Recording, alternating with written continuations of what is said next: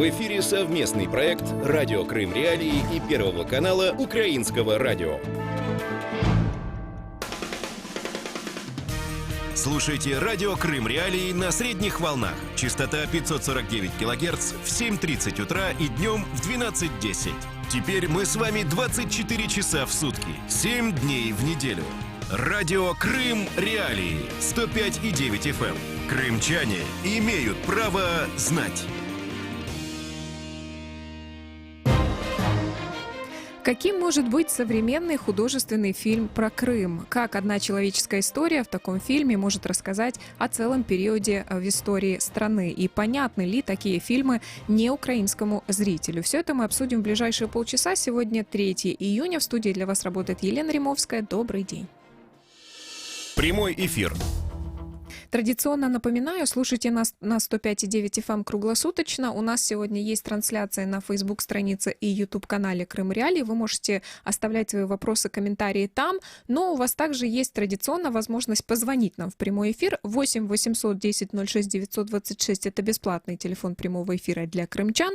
Номер телефона для жителей материковой Украины 044 490 31 18. Тема дня. Чуть больше недели назад на кинофестивале в Каннах презентовали фильм «Домой» молодого украинского режиссера крымско-татарского происхождения Наримана Алиева. Лента рассказывает о том, как отец, который из-за аннексии полуострова был вынужден в свое время выехать на материковую часть Украины, везет домой в Крым тело старшего сына. Крым в центре внимания. Ну и Нариман Алиев, кинорежиссер и участник 72-го Каннского кинофестиваля. Сегодня у нас в студии «Радио Крым Реалии». Приветствую вас. Добрый день. Я уточню для тех наших слушателей, которые могут быть не в курсе. Значит, фильм «Домой», он был частью конкурсной программы в номинации «Особый взгляд». Есть такая номинация. Это конкурсная программа, называется «Особый взгляд». Есть основной конкурс, а есть конкурс «Особый взгляд». Да, почему, кстати, «Особый взгляд»? Что это значит? Эта программа появилась в 1978 году, если не ошибаюсь, на Каннском кинофестивале. В принципе, Каннский фестиваль имеет свою структуру, имеет основные конкурсы и параллельные конкурсы. Есть два основных конкурса, типа основной конкурс и особый взгляд, который относится к основной секции. И есть два параллельных конкурса. Это двухнедельник режиссеров и неделя критики, которые все происходят в одно время в Каннах, но при этом имеет свои селективные комиссии, имеет свои отборочные комиссии, свои программы, которые и имеют свои награды и номинации.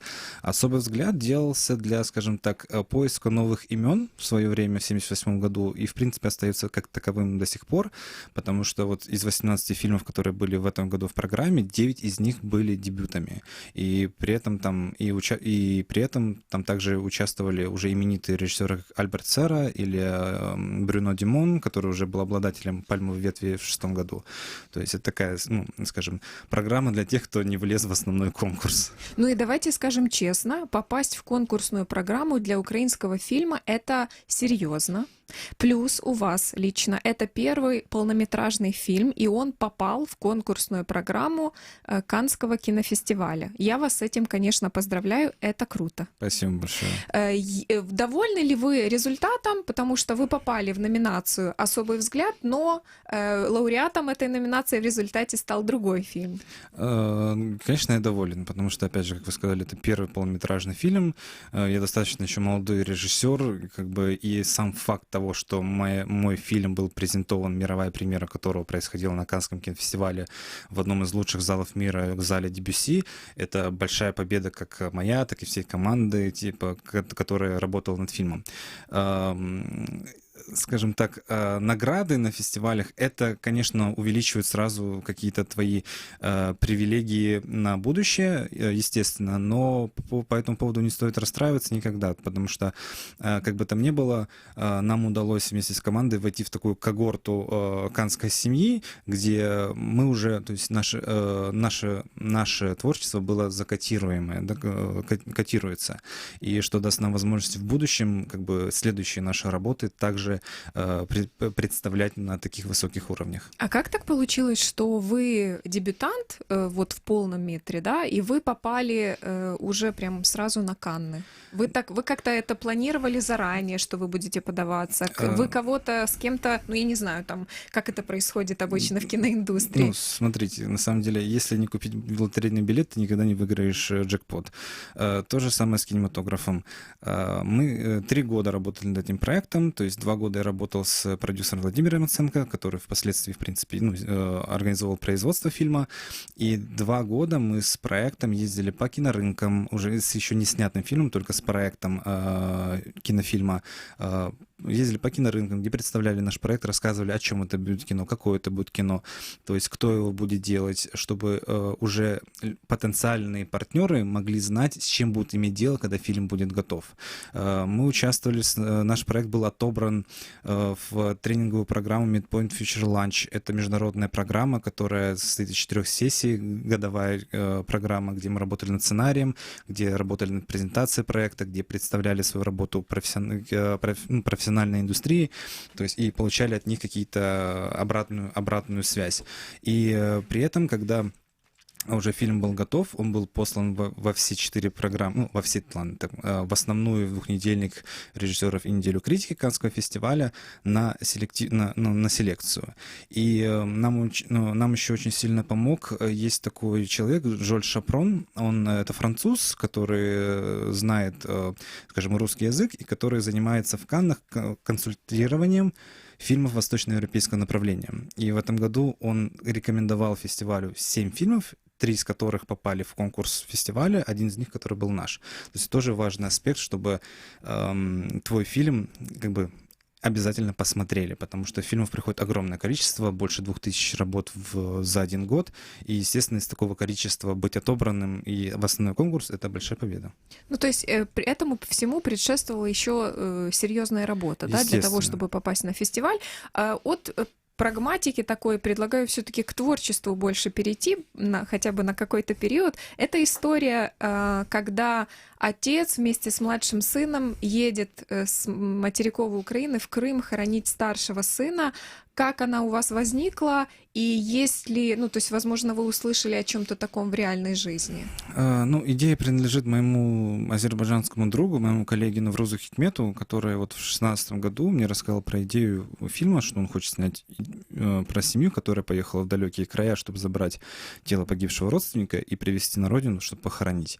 В связи с этой идеей у меня появилась концепция моего сценария, который впоследствии вышел в фильм «Домой», и с разрешения моего друга я продолжил работать над этим фильмом. То есть это как бы этот концепт мне позволял снять историю про крымско-татарскую семью, но на материковой части Украины. То есть, да, так как у меня нет сейчас возможности физически снимать в Крыму, то есть я долгое время искал форму для того, чтобы затронуть, скажем, те реалии, на которые мне хочется прорефлексировать в кино, и при этом рассказать крымско-татарскую часть, которая мне тоже близка и важна. Если я правильно понимаю, в фильме есть моменты, где как бы показан Крым, но на самом деле это локации на материковой части Украины. Да, последние 2 сцены фильма у нас по сценарию проходят в Крыму, но мы снимали их на Арабатской стрелке. То есть, в принципе, это, ну, по факту, это тоже часть Крыма, просто административно она не считается автономной республикой Крым. И каких-то, скажем, специальных действий для того, чтобы имитировать Крым, нам не приходилось делать. Я напомню, что у нас сегодня в студии Нариман Алиев, кинорежиссер и участник 72-го Каннского кинофестиваля.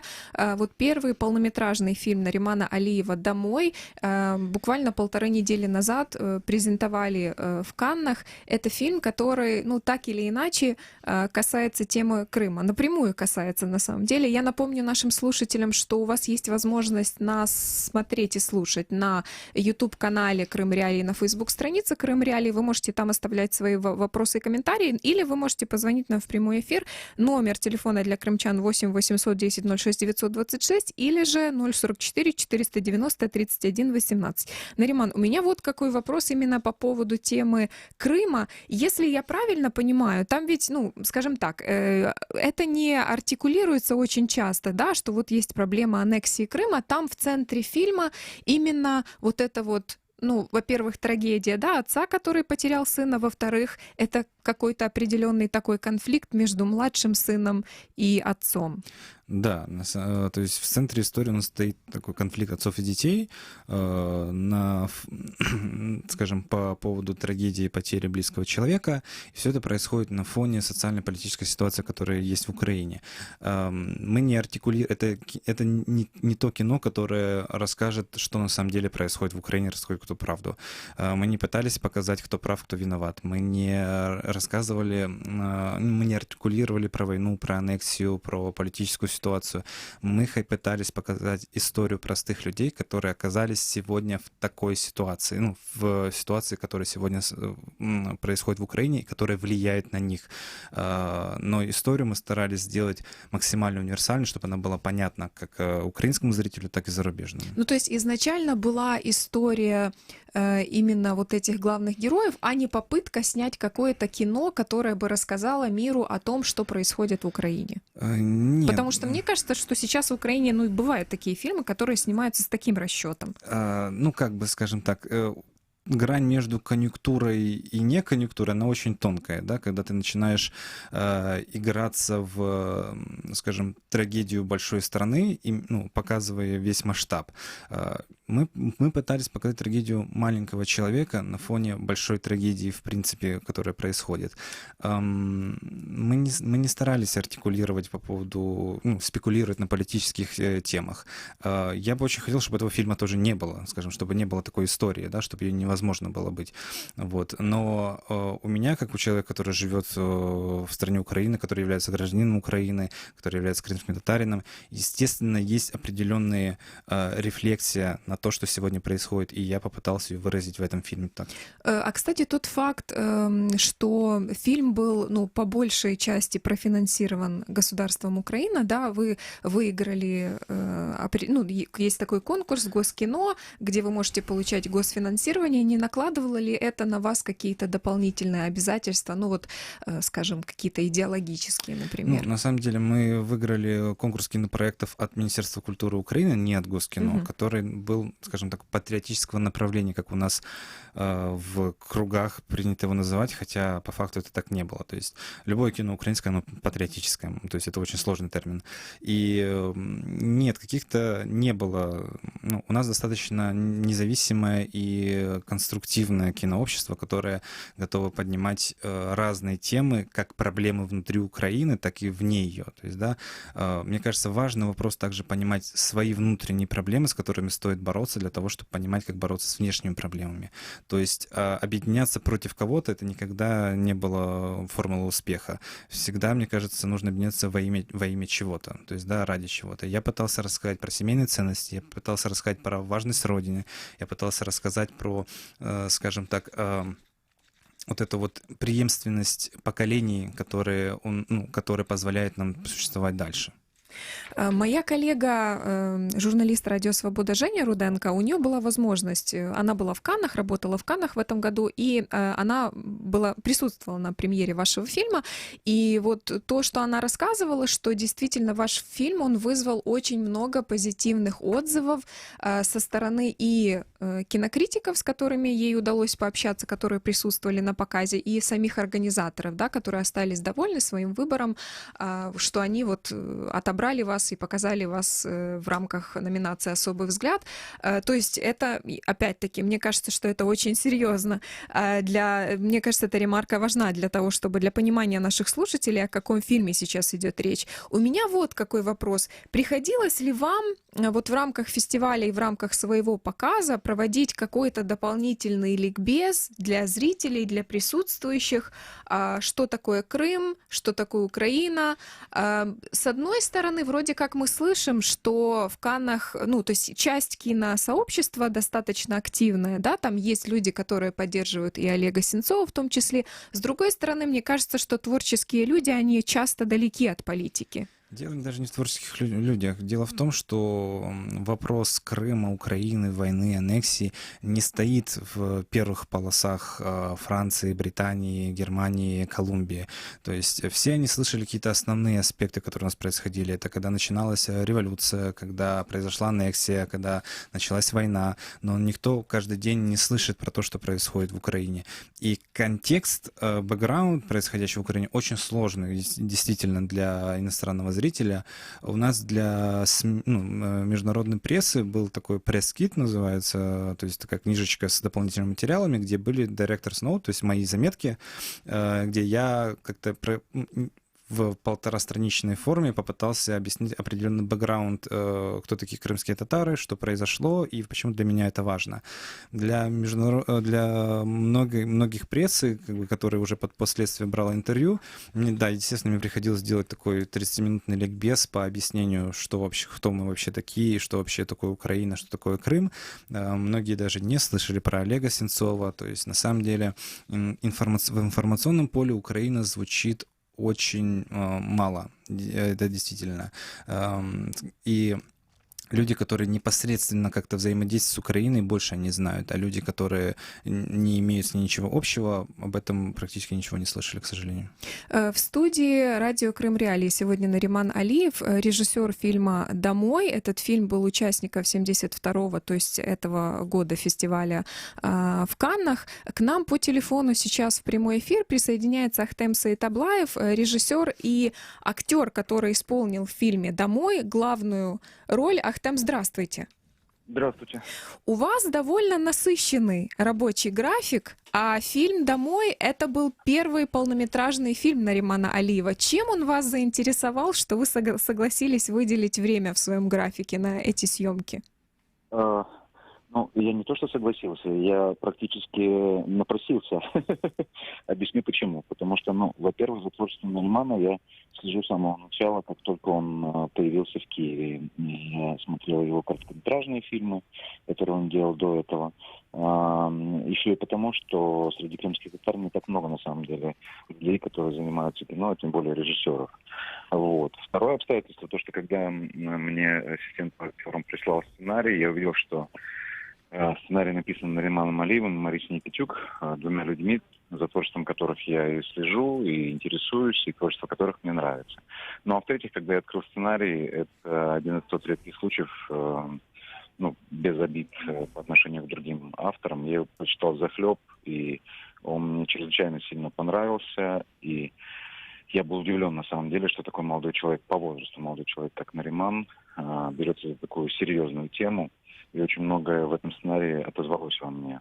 Частично напомнило мои взаимоотношения с моим отцом. Они не такие драматичные, как на территории этого сценария, но все же определенная схожесть есть. И это возможность прокричать и про свою боль, и про свою надежду, и про свои мечтания, и про то, что Крым есть, что есть крымские татары. И он написан замечательно, немного слов. И то, что меня еще по-хорошему удивило, что эта история, которая начинается как достаточно локальная, камерная история традиционной патриархальной крымской семьи, внутри себя вырастает в гораздо большее, в историю, которая, по моему убеждению, будет понятна любому человеку в любом уголке мира. И я попросился прийти на пробы, попросился попробовать на эту роль. Я чрезвычайно сильно благодарен и Нариману, и всей группе за то, что поверили, что я это могу сделать. Ну и я убедился в том, что Нариман абсолютно точно знает, чего он хочет, и знает, к чему вести, когда я первый раз услышал при репетиции. И то, как педантично режиссер работал над каждой сценой, меня убедило в том, что я присутствую при такой актерской удачи, актерской радости, когда ты попадаешь в группу со сценарием, где в тебя верят, где тебя любят, где ты необходим именно ты, а не кто другой. И группа, которая во главе с режиссером знает точно, к какой цели они идут. Ахтем, вот эта история, которая проходит такой красной нитью по сюжету, да, вот то, что отец везет из материковой части Украины в Крым тело старшего сына, она конечно, очень трагично, но приходилось ли вам слышать о каких-то таких драматичных историях вот после 2014 года, когда появилась вот эта такая условная граница между материковой частью Украины и Крымом? То есть не вызывала ли история, которая рассказывается в фильме, у вас какие-то вопросы по поводу ее реалистичности? Вы знаете, жизнь достаточно часто, особенно в последнее время, рассказывает такие сюжеты, что опиши это на территории сценария, люди не поверят. Настолько они бывают фантастичные и драматичные. Один из крайних примеров, это, например, Энвер Бекиров, пожилой мужчина, который сейчас сидит в СИЗО в Симферополе, в оккупированном Крыму. А он, на самом деле, ехал на похороны своей матери в Крым. Вот вам один из последних примеров. Да, и как раз во время этой поездки его задержали. Да, и вот он сидит, больной человек сидит в тюрьме. Поэтому при всей кажущейся нереалистичности, да, происходящих событий, для меня на самом деле это очень реальная история. А история Мустафы Джемилева, который в молодые годы вез тело своего отца, по завещанию своего отца, чтобы похоронить его в Крыму, и его задержали и держали несколько дней вместе с телом его отца на границе в Кубани, в порту Кубань, для того, чтобы он не смог перевести тело отца в Крым через Керченский пролив. Так что эти истории имеют очень точную документальную основу.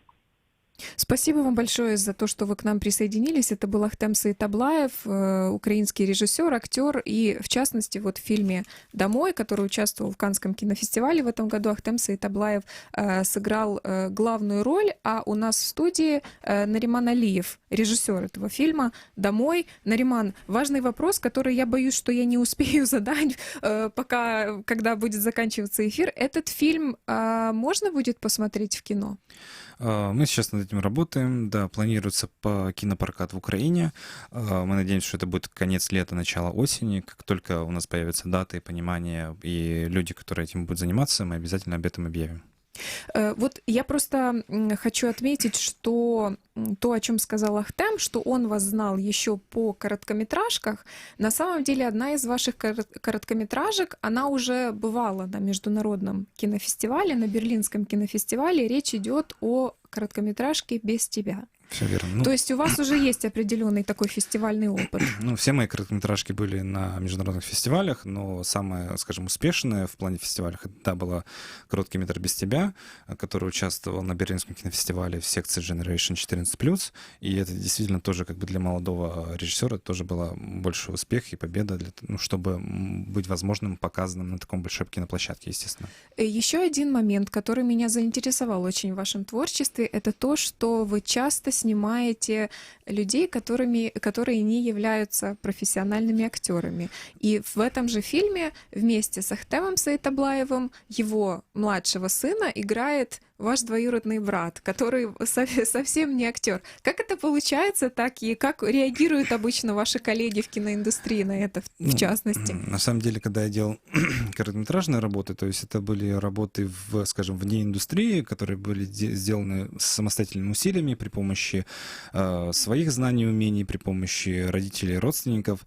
И, скажем, тот ресурс, который мне доступен, был в большой частности в виде моих родственников, которые готовы были мне всячески помогать в моих работах. И да, во всех 3 моих короткометражных работах превалирующее число актеров это были мои родственники, дяди, братья, то есть и Ремзи Белялов, который сыграл младшего сына в полнометражном фильме, это мой двоюродный брат, который до этого играл в коротком метре «Без тебя». Да, то есть у меня достаточно талантливые родственники, скажу так. И это те люди, которые готовы мне помогать, которые в меня верят. Это очень важно, когда ты работаешь с людьми, с которыми вместе что-то делаешь, чтобы тебе доверяли и в тебя верили. Ну а вообще, много ли крымско-татарских актеров есть в Украине? Я так понимаю, что есть же еще вопрос языка, да, вот, например, фильм «Домой», он ведь частично на крымско-татарском языке. 45% на крымско-татарском языке, да. Актеров не так много. В принципе, скажем, индустрии крымско-татарской части в украинской киноиндустрия, она очень мала, то есть людей можно пересчитать буквально по пальцам. И скажем так, мы те люди, которые только в конце 80-х переехали на родину и начали жить с нуля. То есть мои родители, мои родственники, все начинали жить с нуля. Начинали в 40, в 30 лет строить заново дома, строить заново бизнесы и, в принципе, какое-то будущее. И творческие профессии не были в фаворе у нас никогда, точнее, не то, что их не принимали, просто не было времени как-то ими Было не увлекаться. Да, в маленьком селе Петровка Красногвардейского района в принципе никто никогда не думал, что будет мальчик, который поедет в Киев, поступит на режиссера, отучится и потом с полным метром попадет на Каннский кинофестиваль. Это как бы нету никакого алгоритма для этого, то есть это какая-то определенная случайность, да? Поэтому этот вопрос, который требует большого, в принципе, работы со всех сторон, типа как в образовательной в первую очередь, для того, чтобы у нас появилась, скажем, когорта крымско-татарских актеров, которые владеют языком, и чтобы кино в Украине было на крымско-татарском больше, чтобы вы понимали. То есть, пока это все исключение из правил. Но я ведь правильно понимаю, вы переехали в Киев намного раньше, чем случилась аннексия, то есть вы переехали в Киев учиться. 16 лет, в 2009 году, да, я приехал в Киев, чтобы обучаться режиссуре. Но, тем не менее, вся эта ситуация, она нашла какой-то отклик в вас. В контексте. Я имею в виду, что все равно вы решили, то есть она вам не чужда, да, то, что происходит в Крыму? Нет, конечно, то есть у меня там живут, опять же, все мои родители, все мои родственники живут там, я всегда большую часть времени находился в Крыму, и, конечно, когда у тебя забирают родину и дом, то есть это как-то откликается в тебе. Опять-таки, вот то, что вы сказали, что у вас не очень было принято интересоваться творческими профессиями, как ваши соотечественники и ваша семья отнеслись к тому, что вы заинтересовались кино, и, в принципе, понимают ли они ваш такой творческий успех участия в Каннах, в частности? На самом деле, все было сделано благодаря моим родственникам, моим родителям в первую очередь, потому что это те люди, которые в меня всегда верили, и когда я в 11 классе сказал, что хочу поехать учиться на режиссера, то есть это, в принципе, было большое удивление, так как не было никаких для этого подводок, чтобы я занимался кинематографом. У меня просто появилось такое желание. Я при этом в душе не понимал, что такое режиссер и что он вообще делает на площадке. И моя мать взяла меня за руку, поехала со мной в Киев. Я первый раз выехал из Крыма. То есть она делала все, что как абитуриенту мне помогала поступать. То есть я был, в принципе, таким достаточно маленьким сыночком. Все знали мою маму, никто не знал меня. И через 2 года, когда у меня случился кризис 2-го курса, когда я начал понимать, что это такое, с чем я связался, я спросил родителей, зачем вы, в принципе, меня туда отпустили, потому что я уже поступил в КНЕУ со своими двоюродными братьями на факультет менеджмента, то есть у меня должно было быть все хорошо, у нас там есть бизнес, то есть я бы там себе работал, обучался бы, все было бы хорошо. Но в тот день мне родители сказали, что если бы мы не дали тебе возможность, ты потом всю жизнь жалел, что у тебя ее не было. И я, конечно, за это благодарен. И впоследствии, во время обучения, мне всегда всячески родители помогали для того, чтобы я развивался в своей профессии и имел возможность впоследствии остаться в профессии. Мне кажется, что ваше участие и в Каннах, и в Берлинском кинофестивале, сам факт этого участия дает много возможностей развиваться не только в пределах своей страны, да, но и за ее пределами. Вы для себя как видите свое кинематографическое будущее? Планируете ли вы оставаться в Украине, снимать в Украине, или же вам интересно попробовать что-то масштабнее?